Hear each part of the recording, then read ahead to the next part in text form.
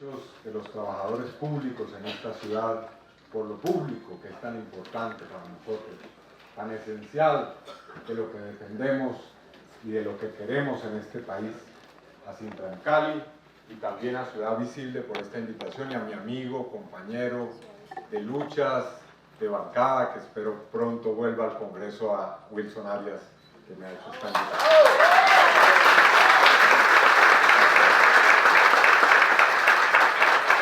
Quiero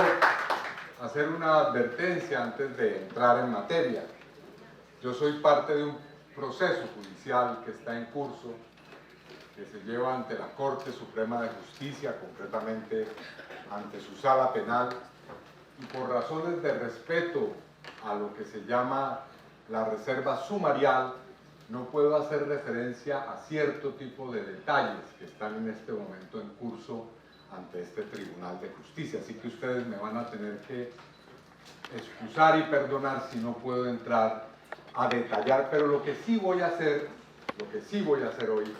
es a referirme en extenso, bueno, obviamente respetando los límites de tiempo y de su paciencia,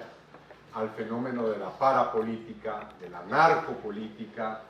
y a la mafia, que están íntimamente relacionados con parte de la más tenebrosa historia de este país. Quiero decir que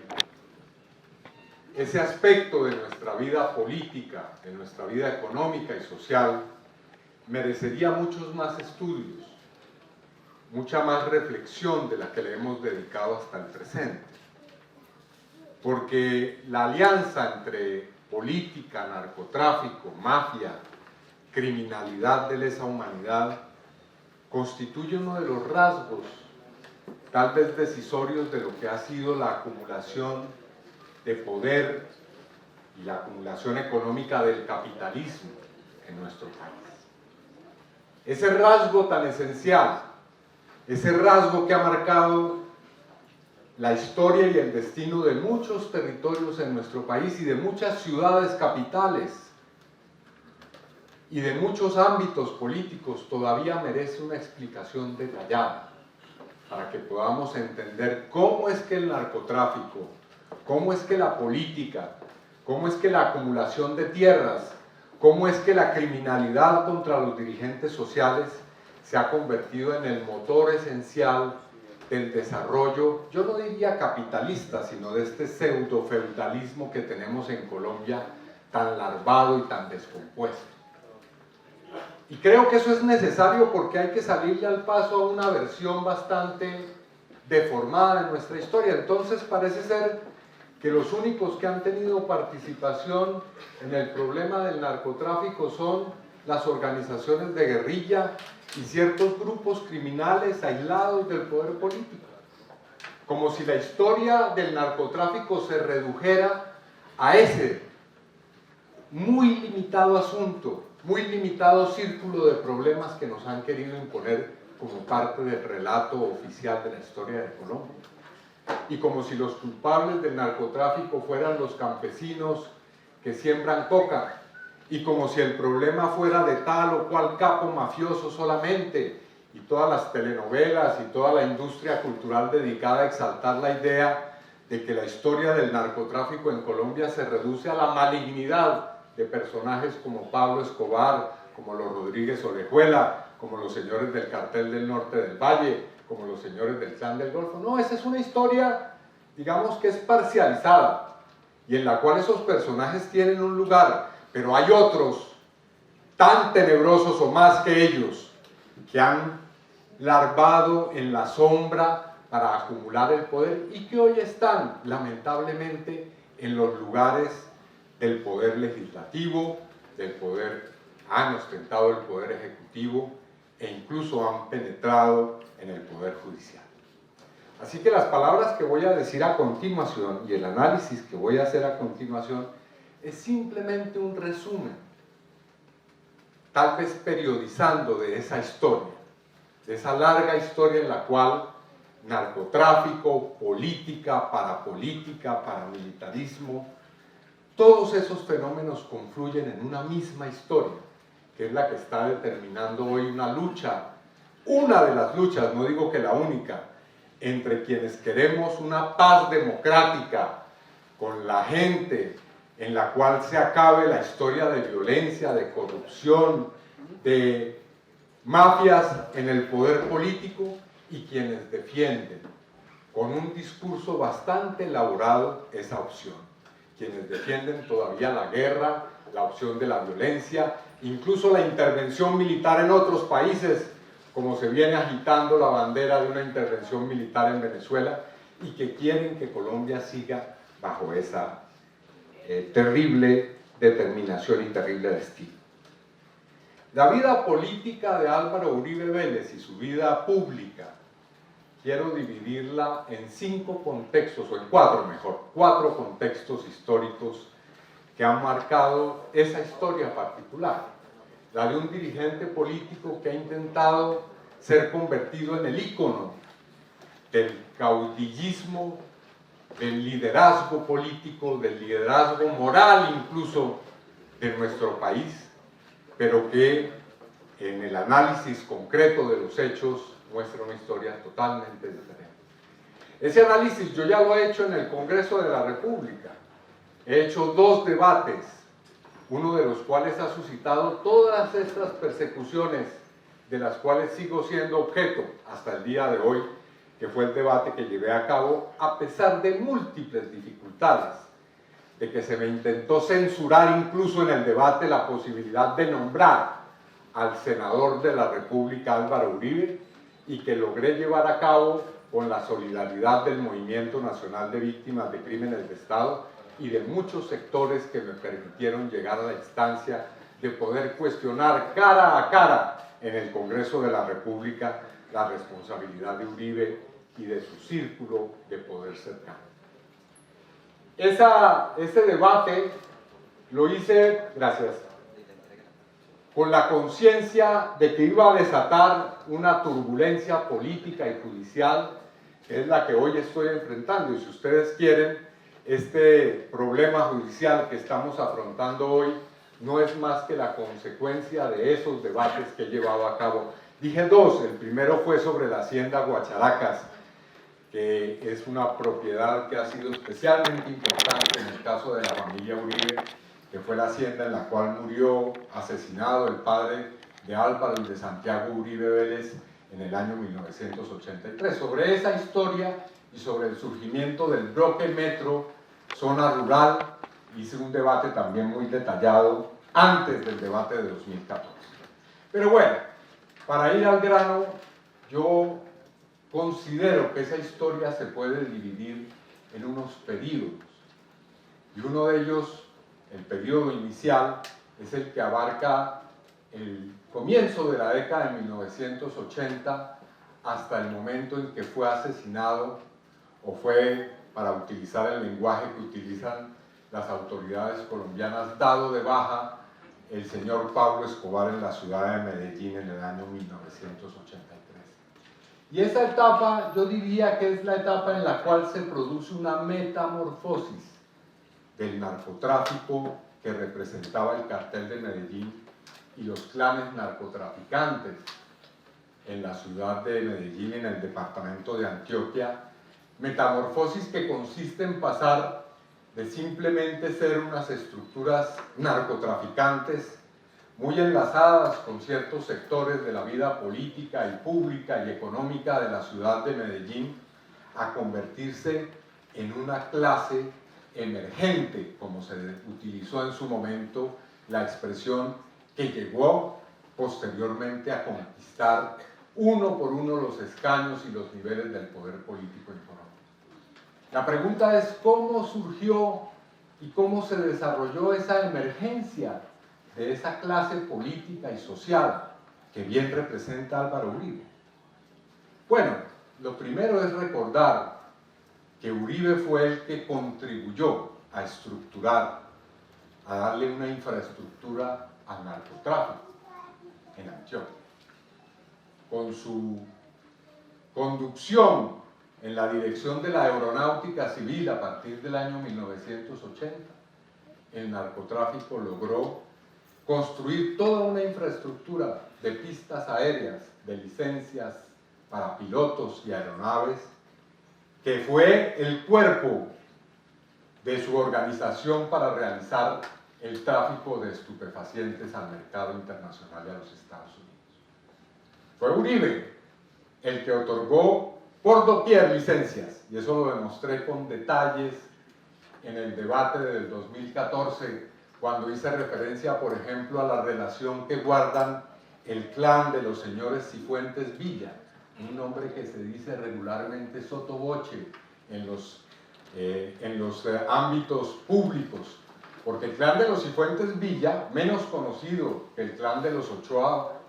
y que el clan de los Escobar,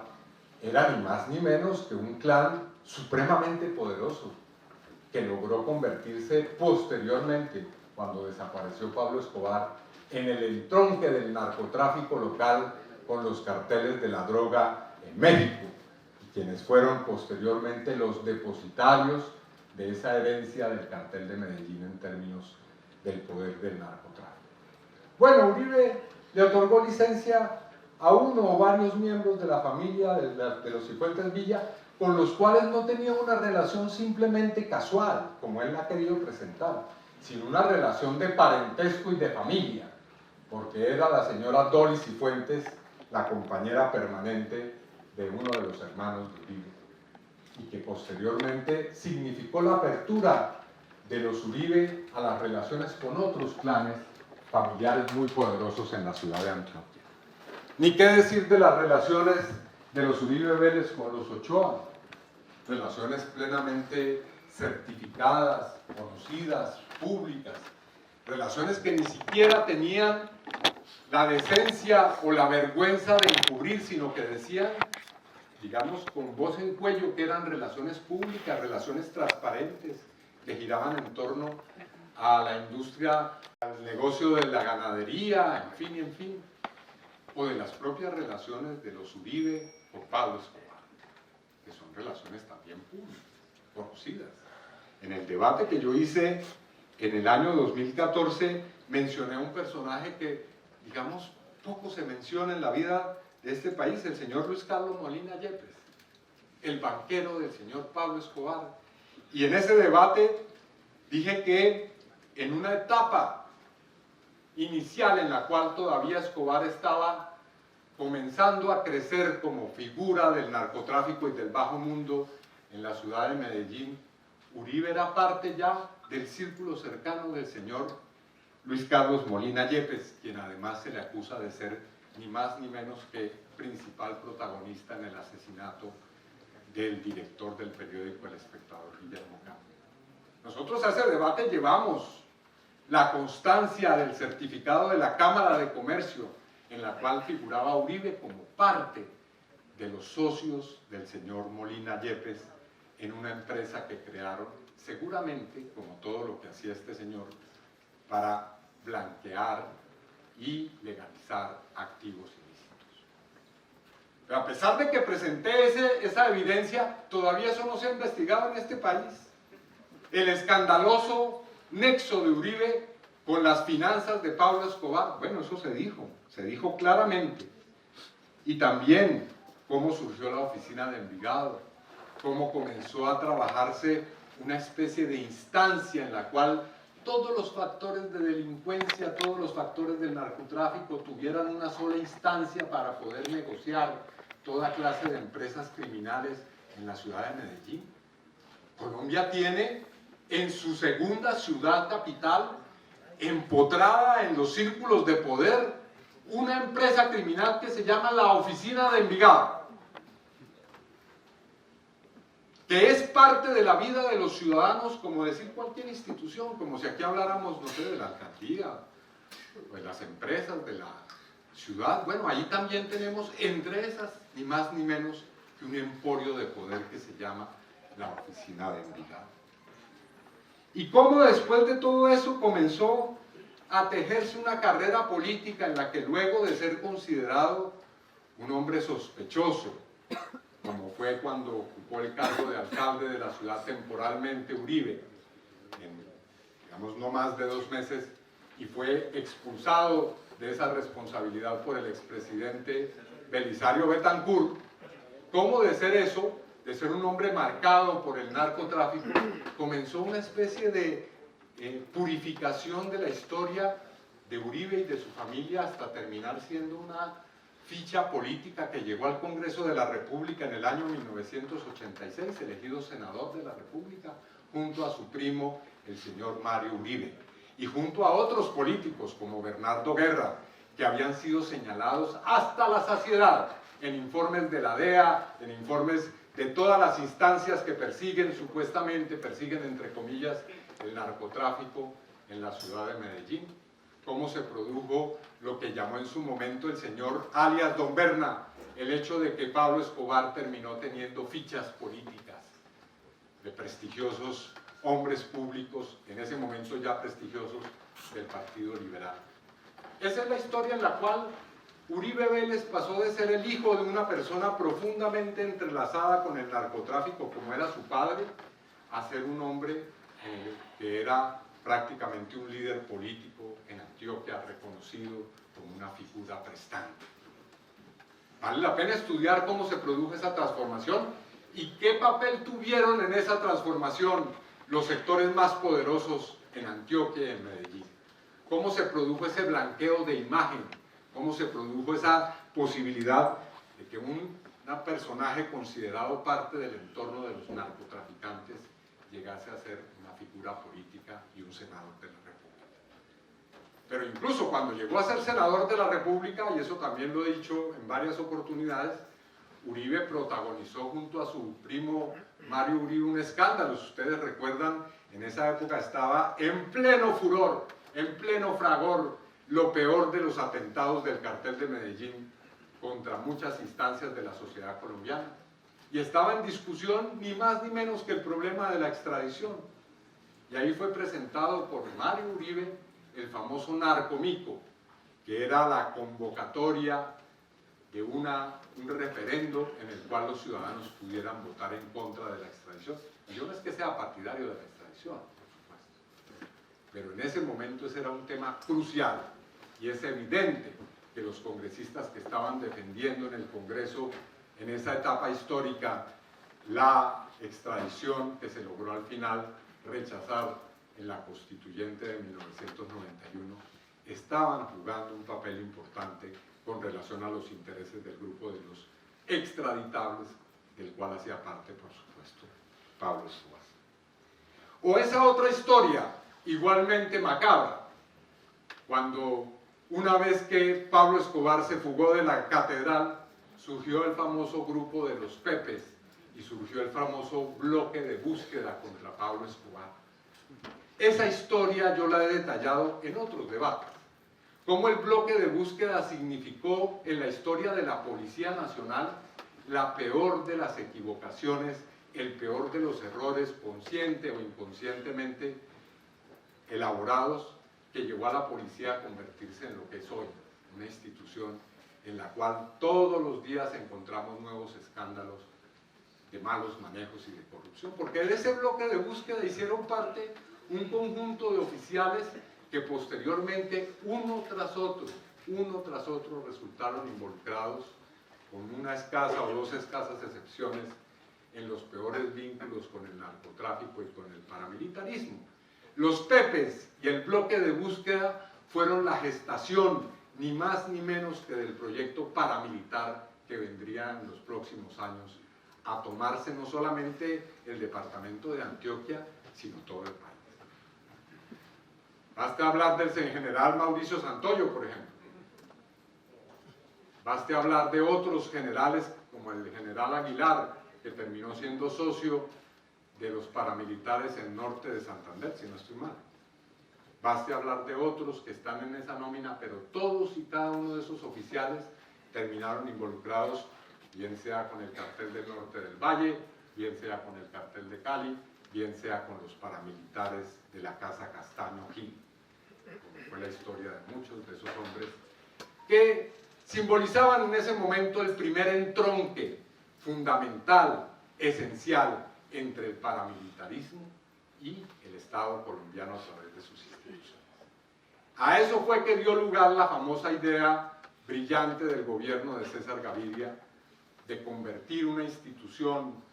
legal de las fuerzas militares en una especie de complot con organizaciones criminales para acabar con Pablo Escobar. Hasta que se logró su muerte, y hasta ahí va esta primera parte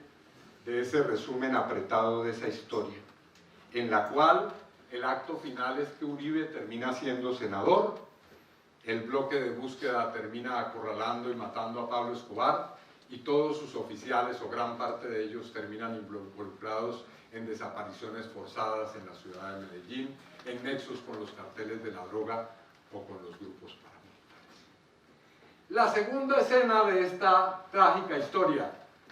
es el periodo que abarca entre 1995 y el año 2002, cuando Uribe es elegido presidente de la República. Y es ni más ni menos que la etapa más intensiva del desarrollo del paramilitarismo en todo el país, y particularmente en los departamentos de Antioquia, Córdoba, Sucre, en el Magdalena Medio, en los llanos orientales. ¿Cuál es el corazón de esa reingeniería del paramilitarismo? Bueno, como se sabe, así como Uribe cumplió el papel de darle una infraestructura al narcotráfico, también hubo el papel de darle una estructura organizativa a las Autodefensas Unidas de Colombia a través de las famosas, tristemente célebres empresas Convivir. Esa etapa, 2 cortos años, a Uribe le sirvieron para darle la posibilidad a esas empresas de convertirse en el núcleo organizativo, financiero, que le dio origen a esa bestia tenebrosa que se llamaron las Autodefensas Unidas de Colombia. Y fue la etapa en la cual no dudó en tomar todas las decisiones necesarias para que nadie evitara ese proyecto. Y aquí quiero rendir un homenaje en este momento a Jesús María Valle, ejemplar defensor de los derechos humanos en Colombia, a Héctor Abad, por ejemplo, a todos esos fiscales que sacrificaron su vida en la investigación del paramilitarismo. Uno de ellos sobreviviente hoy, y que acaba de ser premiado honrosamente con el Premio Nobel Alternativo de la Paz, nuestro gran magistrado Iván Velásquez, quien ha demostrado ser un hombre probo. No solamente aquí puso a temblar a la corrupción y al narcotráfico y a la mafia, sino que también en Guatemala se ha convertido en un héroe de la lucha por los derechos humanos y contra la corrupción. Esa fue la época en la cual los fiscales que estaban bajo la conducción de Iván Velásquez descubrieron que en un parqueadero que quedaba en el centro de la ciudad, el parqueadero de Padilla, los paramilitares tenían su cerebro contable. Y comenzó la gran investigación con el allanamiento de ese parqueadero de los recursos y de las finanzas del paramilitarismo. Una investigación que después se vio totalmente frustrada y que si se hubiera llevado por la senda por la cual la condujo Iván Velásquez hubiera terminado con desenmascarar los primeros pasos de esa gigantesca organización criminal que eran las Autodefensas Unidas de Colombia. El fiscal Osorio, a quien designó Uribe, fue el encargado de borrar todo rastro de esa famosa investigación, en la cual murieron 11 fiscales que estaban bajo la conducción de Iván Velásquez, asesinados uno a uno por el paramilitarismo.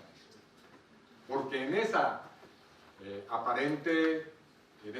negocio legal que era ese parqueadero estaban todos los informes, todos los datos necesarios para rastrear quiénes eran los financiadores,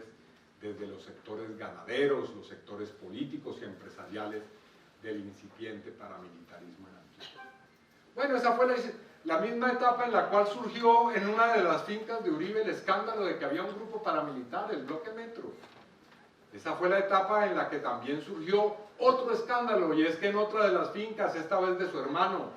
Santiago Uribe, había otro grupo paramilitar que se llamaban los 12 Apóstoles. Esa fue la etapa en la cual fueron masacrados los campesinos del Aro, que fueron masacrados los campesinos de La Granja, y que había paramilitares que decían que Uribe había facilitado los medios de transporte aéreo para poder lograr que se perpetraran con éxito esas masacres.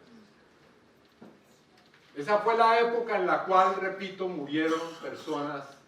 que sacrificaron su vida por desenmascarar el paramilitarismo. Y al lado de eso, en otro departamento, en el departamento de Córdoba, donde la familia Uribe ya había logrado ir creando un emporio, como muchos de los narcotraficantes de esa época, también otras familias antioqueñas, algunas que se presentaban con una fachada legal, compraban tierras, expulsando a los campesinos de las tierras de las laderas del río Sinú y de las orillas del río Sinú, como fue el caso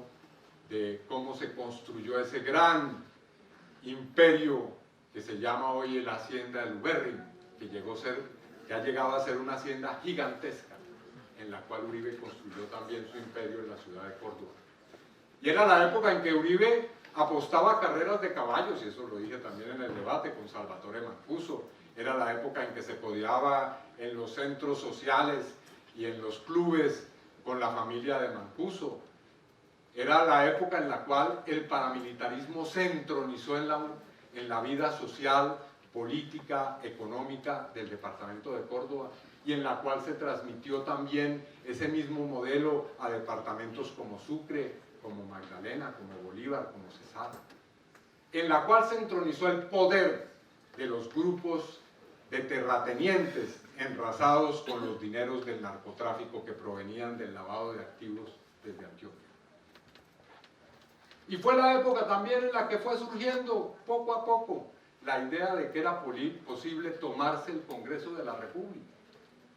porque la etapa final de este periodo que estoy describiendo es el periodo en el cual comenzó a surgir la idea de que era posible tener el 33% del Congreso. Y fue la etapa en la cual, según dicen unos testimonios que están en Justicia y Paz, Uribe envió a su secretario de gobierno, que tuvo un triste final, el señor Pedro Juan Moreno, a hablar con los paramilitares y a decirles que si ellos querían que Uribe fuera presidente de la República, era necesario bajarle a las acciones con objetivo múltiple. Ese era el lenguaje que se utilizaba aséptico para describir las tenebrosas masacres que estaban perpetrando los paramilitares por doquier. Y entonces se le propuso, según dicen los testimonios, que a cambio de bajar el número de masacres que se estaban perpetrando, cuando llegara Uribe al gobierno, podría haber un proceso de paz en el cual los paramilitares accedieran, ellos o sus interpuestos, al Congreso de la República. Vale la pena contrastar esa realidad con ese discurso que hemos escuchado durante tantos años en el contexto del proceso de paz colombiano, en el cual hay quejas sobre impunidad, rasgadura de vestiduras porque hay gente de la guerrilla que llegue al Congreso, que se habla de que se le está entregando el país a la guerrilla. Bueno, pero el proyecto que encarnaba Uribe y su gente en ese momento era el que llegó a ser famoso con 2 o 3 palabras célebres: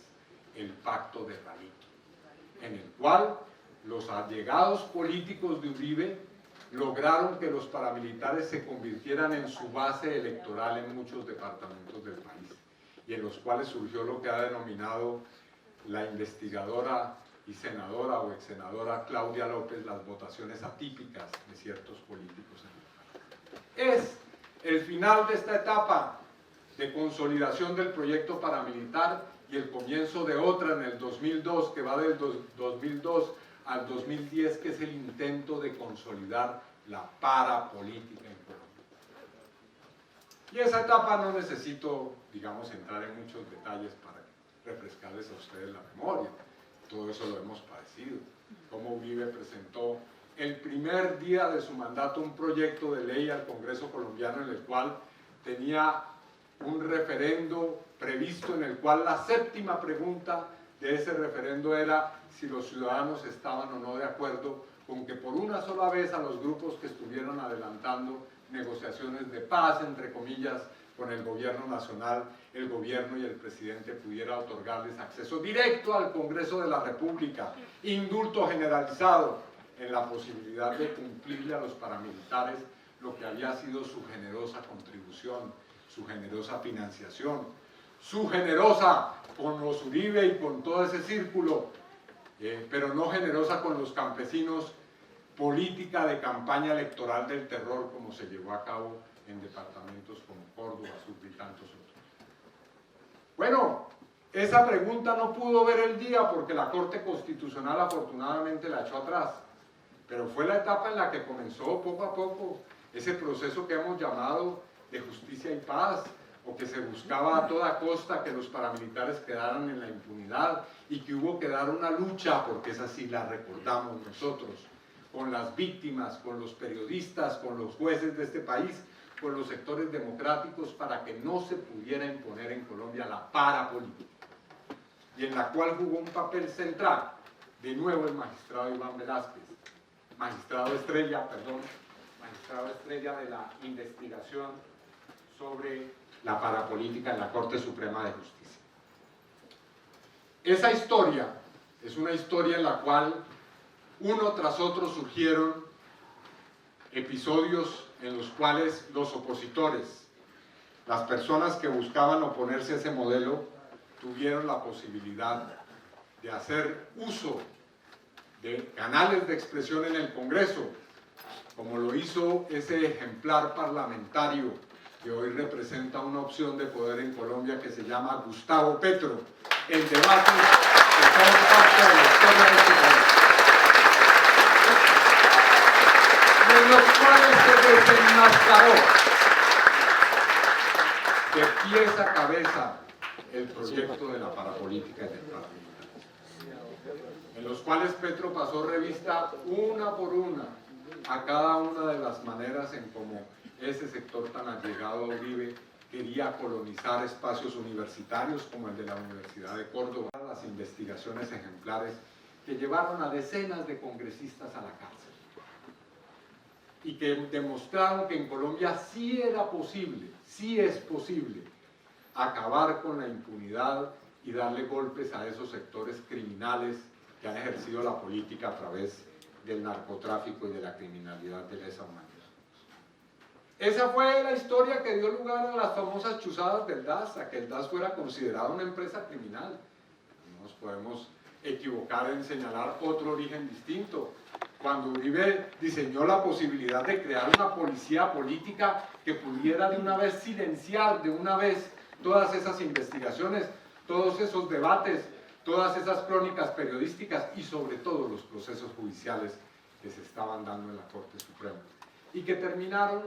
con el hecho de que Iván Velázquez, vuelvo a nombrarlo porque es fundamental en esta historia, tuviera que exiliarse y terminar, afortunadamente para la historia de Guatemala, siendo el director de del Comité de Investigación contra la Mafia en Guatemala. Bueno, esa es la historia,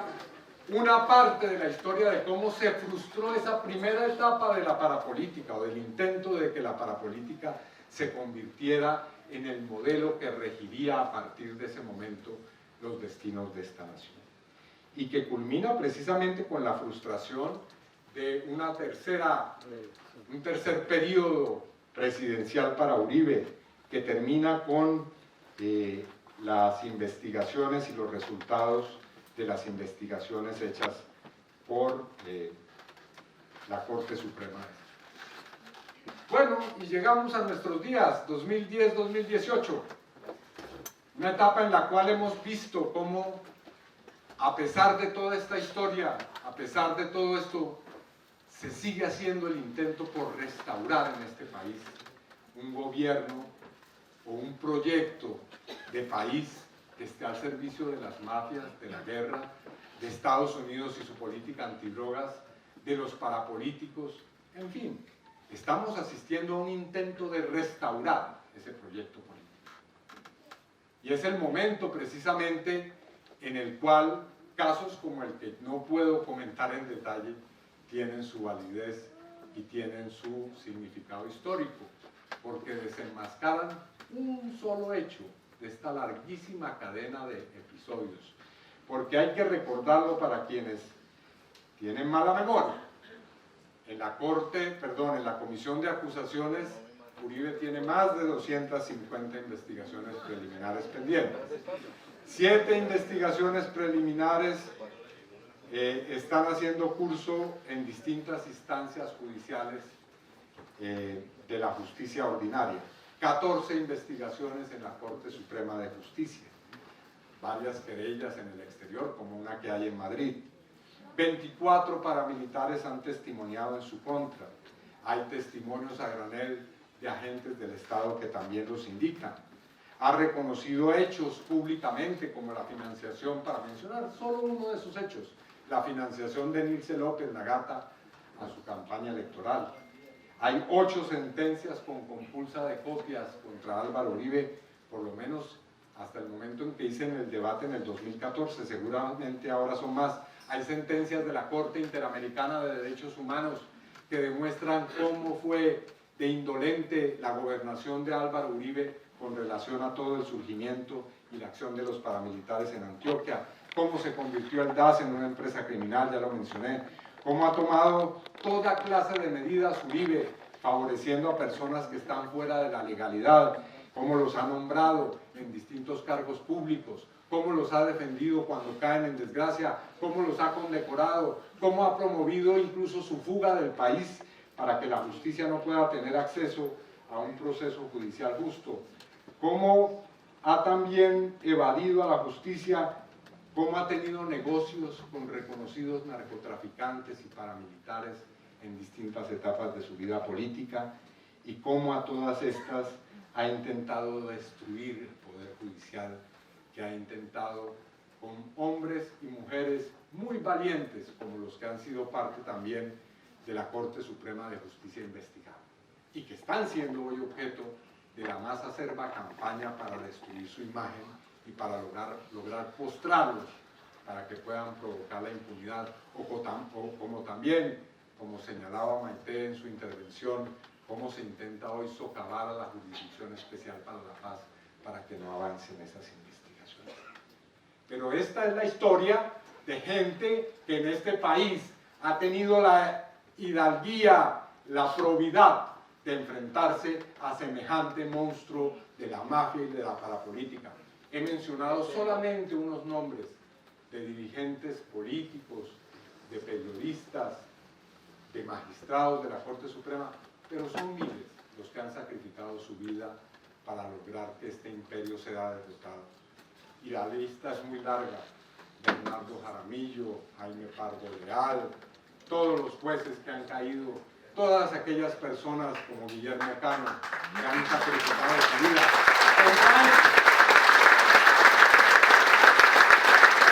No les quepa duda que esa lucha la vamos a ganar, porque es mucha la sangre de colombianos honestos que ha sido ofrendada a derrotar este monstruo, que es solamente uno de los que enfrentamos en Colombia contra el pueblo colombiano y contra la democracia en este país. Y digo que solamente uno, porque hay muchos otros. Por supuesto, este debate no intenta señalar que el único origen de la acumulación capitalista en Colombia sea ese, el de esa empresa criminal y narcotraficante. Por supuesto que Uribe no es solamente esto que he descrito, hay que hablar también de sus políticas, por supuesto, a favor del neoliberalismo, de la reforma del sistema de salud, entre comillas, de lo que ha hecho con el mundo laboral, de lo que ha significado los falsos positivos, de sus relaciones con los Estados Unidos, y un largo etcétera, etcétera, etcétera. Y de muchos dirigentes que hoy se lo oponen, que fueron sus aliados en esa empresa y que hoy han asumido una posición de oponerse. Pero bueno, en esas estamos, y para derrotar esa opción necesitamos la convergencia de todas las fuerzas políticas que hay en este país y que estamos forjando desde ya. La Colombia humana, con la Alianza Verde, con el Pueblo Democrático, con los sectores honestos del liberalismo, con el nuevo partido político que está hoy en el Congreso, el Partido de la Rosa, el Partido de la FARC, con lo que podamos avanzar en el proceso de paz con el Ejército de Liberación Nacional, pero sobre todo y fundamentalmente con la movilización de la gente, de los estudiantes, de los profesores universitarios, de los campesinos, de las víctimas, de los campesinos que tienen que buscar sustituir los cultivos de coca por cultivos de desarrollo agrícola, con la movilización de tantos sectores que hoy, no me cabe la menor duda, pueden y tienen ya la capacidad de paralizar este país, buscando la solución de los problemas más graves que tenemos. Bueno, voy a comenzar por la más cercana a nuestro momento, que es la del joven que pregunta sobre qué hacer en el contexto de la movilización universitaria. Yo, con todo el debido respeto, porque este es un asunto de los jóvenes que están en la universidad y de los maestros, simplemente un consejo, y es el siguiente. Una gran movilización estudiantil se presentó hace unos años en Colombia, que fue liderada por la Mesa Amplia Nacional Estudiantil, que logró sacar a las calles miles, decenas de miles, yo diría incluso cientos de miles de jóvenes. Y esa fue una lucha formidable, pero lamentablemente, por razones que no vienen en este momento al caso explicitar, no tuvo un desarrollo que esperaba. Era una política de reforma a la universidad pública y de reforma a la educación como la que estaban exigiendo. Entonces tenemos que aprender de esa experiencia. Y mi modesto consejo es el siguiente. Si nos vamos a movilizar ahora, eso es para ganar realmente un cambio en este país. Así que el consejo es este. Yo que me fui allá a ver cómo organizan las protestas los campesinos del Catatumbo. No salen todos al tiempo. No es que salen con entusiasmo el primer día y al día 70 están con la lengua en la rodilla. Aquí se va escalonando la protesta. No todo el mundo debe salir del primero. Hay que distribuir grupos que protesten escalonadamente y que nos preparemos. Porque si vamos a protestar y vamos a lograr algo, esto hay que hacerlo a largo plazo. Hay que resistir y condensar fuerzas para resistir. Lo que quiero decirles es que esta protesta la asuman en la perspectiva de que se va a ganar algo. No simplemente de que vamos a salir a protestar y a dejar la constancia frente al presupuesto general de la nación, sino que vamos a llevar a que el gobierno nacional tenga que cambiar y entregarle los 4.5 billones por decir algo de lo que están exigiendo los jóvenes. Con toda la calle, pero no gastemos todas las energías de entrada, sino que vamos preservándonos para una lucha larga. Y ojalá que esa lucha de los estudiantes universitarios se le vayan uniendo otras luchas, la de los campesinos, la de las consultas populares contra la minería, la de la gente en las ciudades que no tiene servicios públicos como es en la costa atlántica y en muchas partes del país. En fin, todas las luchas, los pensionados, los que vamos a salir a la calle contra la reforma tributaria, y quién dice de pronto que se arme en este país un paro cívico nacional.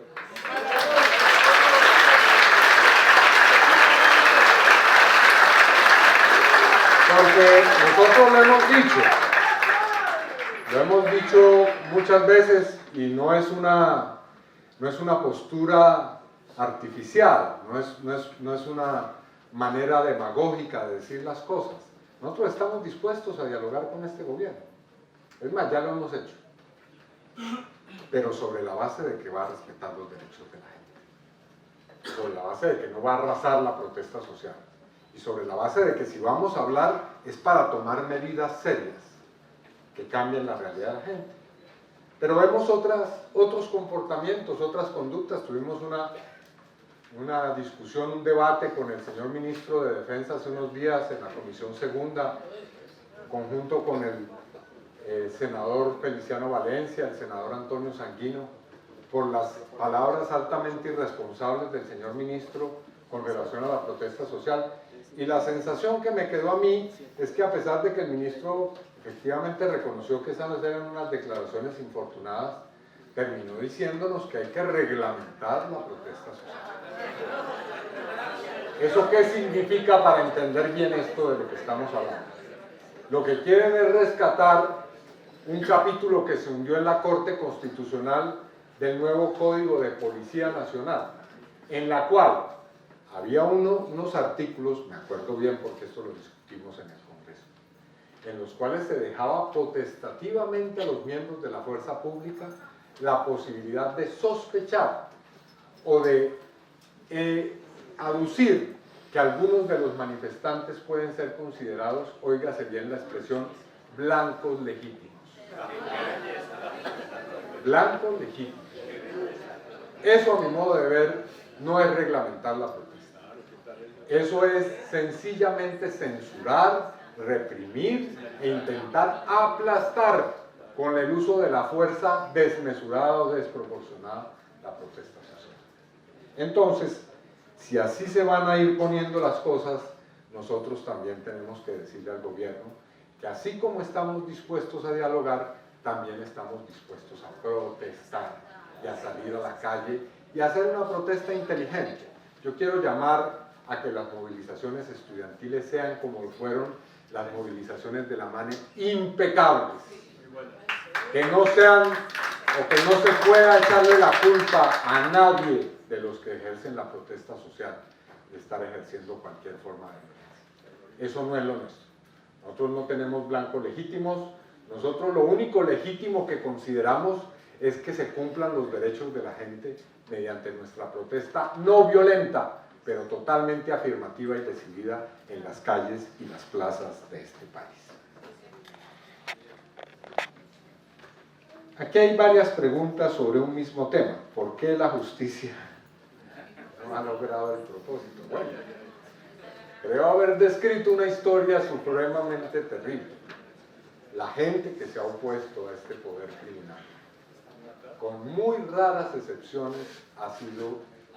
sencillamente asesinada o llevada a tal situación en la cual logran que se dobleguen. Hay excepciones en esta historia, pero yo creo que cada vez el movimiento de víctimas, los sectores democráticos, los sectores que están por la justicia, los jueces, los magistrados y las magistradas, los defensores y las defensoras de derechos humanos están aproximándose a que en Colombia se rompa la impunidad. Y ya hemos logrado demostrar en otras oportunidades que sí es posible. Sí es posible a personas que tienen u ostentan un gran poder en Colombia que no se consideren personas inmunes, sino que se les puede efectivamente también cuestionar. Nadie está por encima de la ley en Colombia, nadie está por encima de la justicia, bien lo ha dicho el presidente de la Corte Suprema de Justicia. Y tan es real esa situación que hoy las propuestas son que ante el hecho de que como entonces hay investigaciones hay que cerrar las cortes. Esa propuesta no surge de que la cosa se está consolidando la impunidad, no, es que hay un gran temor, por el contrario, de que los operadores y los sujetos de la justicia logren que los procesos avancen, y no solamente en el proceso o los procesos que estamos comentando, sino en muchísimos otros. Yo creo firmemente en que es posible obtener verdad, justicia y reparación, no repetición a partir de la construcción de una lucha perseverante de las víctimas y de los defensores de derechos humanos en el país y de los jueces que actúan de manera honesta. Esa es la historia universal, no es la historia de Colombia. Es la historia de las madres de la Plaza de Mayo, es la historia del pueblo guatemalteco que ha luchado contra la dictadura y contra los crímenes, es la historia del pueblo argentino, es la historia de muchos pueblos en los cuales la perseverancia, la paciencia, el hacer el trabajo disciplinado todos los días arrojan fruto. Y yo creo firmemente en que eso va a ocurrir en Colombia, más temprano que tarde.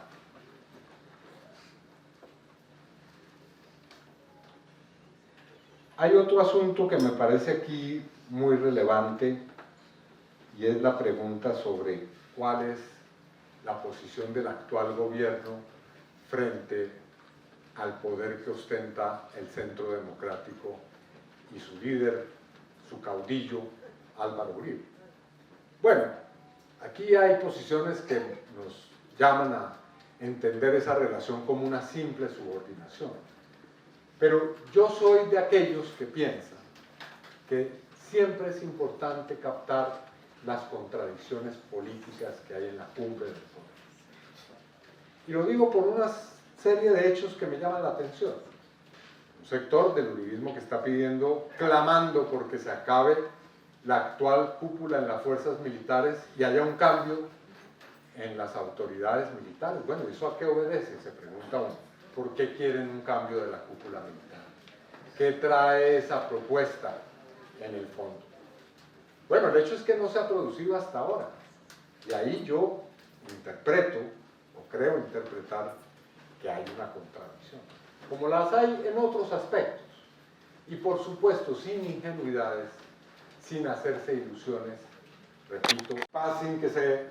realice una reforma política a fondo, paz sin que se realice una reforma agraria o de desarrollo rural, ¿eso es paz? Bueno, no, yo sí creo que este país ha avanzado en los últimos años. Y creo que eso ha sido en medio de contradicciones en la cúpula del poder, en las fuerzas militares, en los gremios económicos, que no debemos perder de vista. Ahora, si ustedes me preguntan si hay que hacerse ilusión con que el gobierno de Duque nos va a cumplir con todos los acuerdos de paz, o que el otro gobierno anterior, yo les voy a decir lo siguiente: el único gobierno que va a garantizar que se cumplan los acuerdos de paz y todos los acuerdos con los estudiantes universitarios es nuestro gobierno, que es el que tenemos que construir.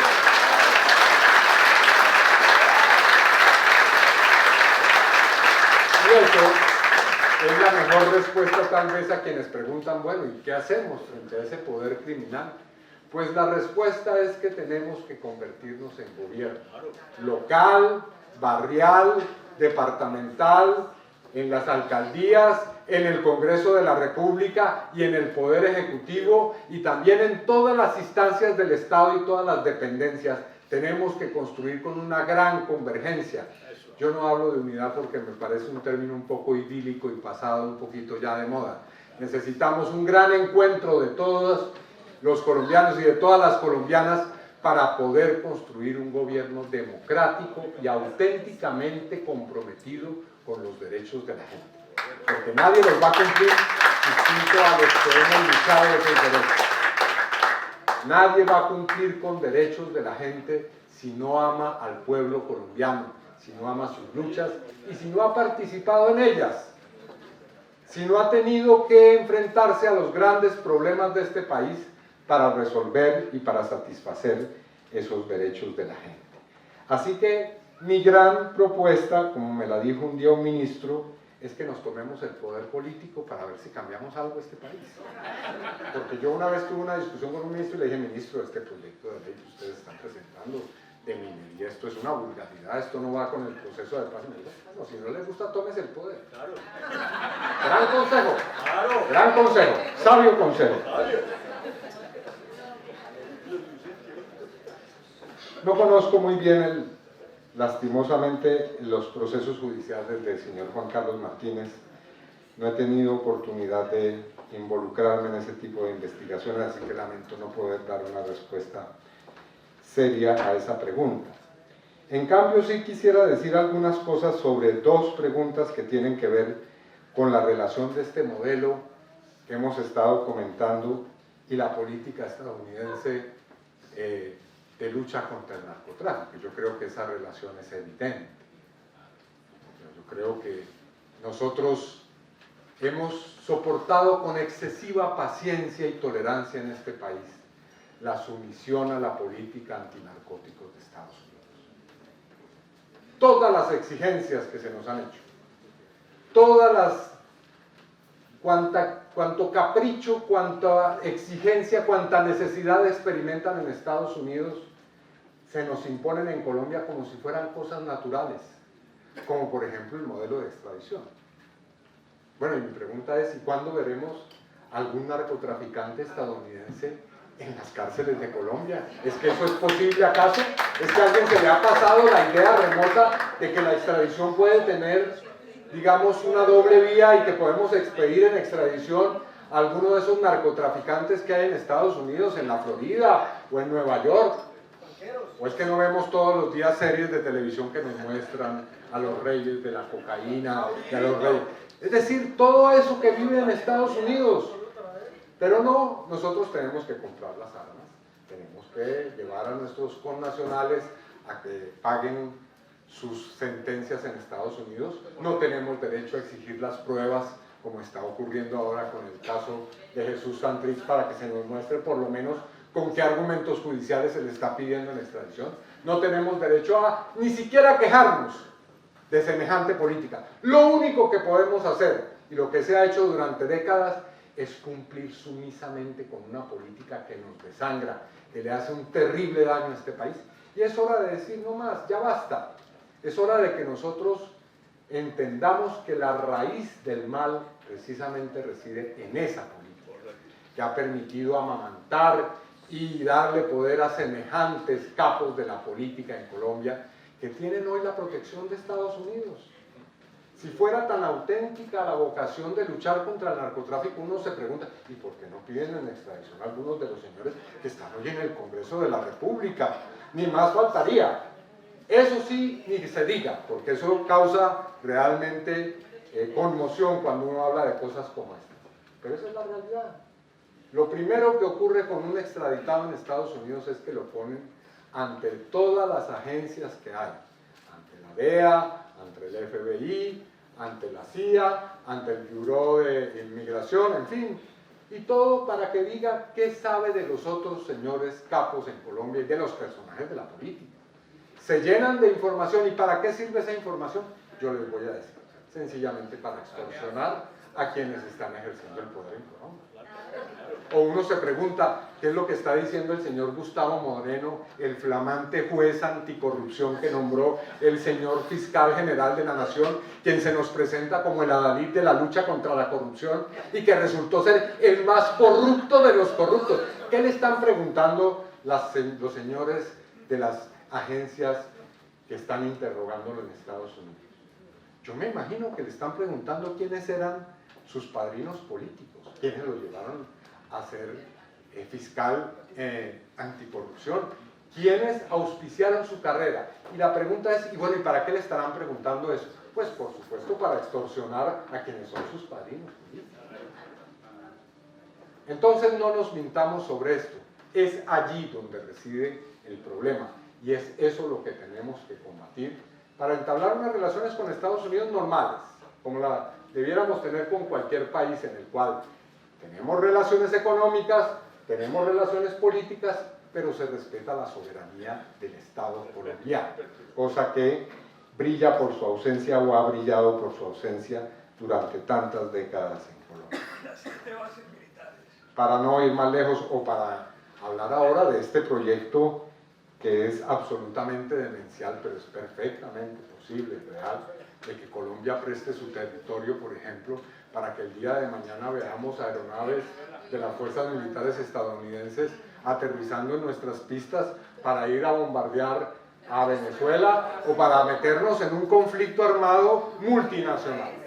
Porque que nadie sueñe que si se inicia un problema con Venezuela, eso va a ser un asunto entre colombianos y venezolanos. Aquí vamos a tener un escenario realmente catastrófico y apocalíptico. Bueno, espero haber dado respuesta a sus preguntas y más.